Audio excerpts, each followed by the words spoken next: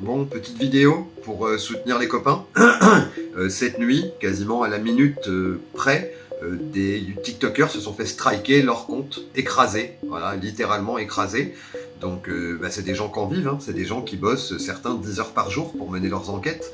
Euh, c'est une honte, voilà. Alors la liberté d'expression, évidemment, elle a des limites, on est bien conscient de ça, la liberté d'expression dans le cadre de la loi, rien que la loi, et nul n'est censé ignorer la loi, évidemment.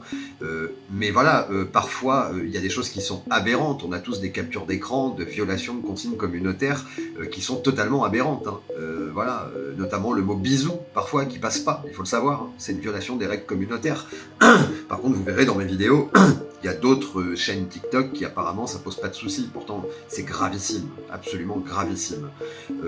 Alors qu'il y ait des contenus qui soient radiés parce qu'effectivement la liberté d'expression dans le cadre de la loi, elle est bafouée parce qu'effectivement quand on parle de certains sujets, il y a des fois certaines personnes évidemment vont être plus à même aussi à rester sur la ligne de la loi et d'autres à la transgresser.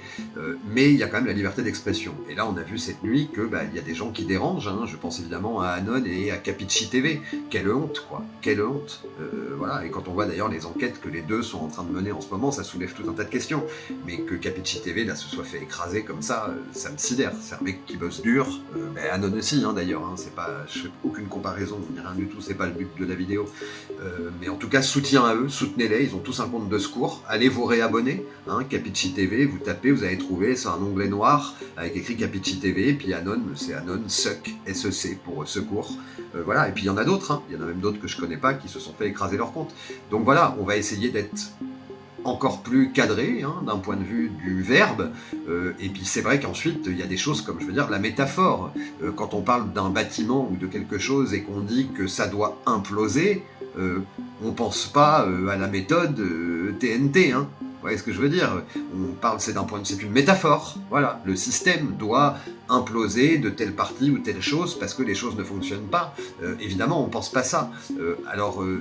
Surréagir à des choses comme ça, enfin là pour le coup on est vraiment dans le cadre de la liberté d'expression, on est vraiment sur des choses qui sont défendables d'un point de vue de droit, donc voilà, soutien à nos alerteurs, parce qu'on a besoin de tous, il n'y a pas de petits alerteurs, que vous soyez à la première marche de l'escalier ou à la dernière, de toute façon vous allez devoir prendre l'escalier. Il y a un proverbe qui dit la vérité prend l'escalier, le mensonge prend l'ascenseur.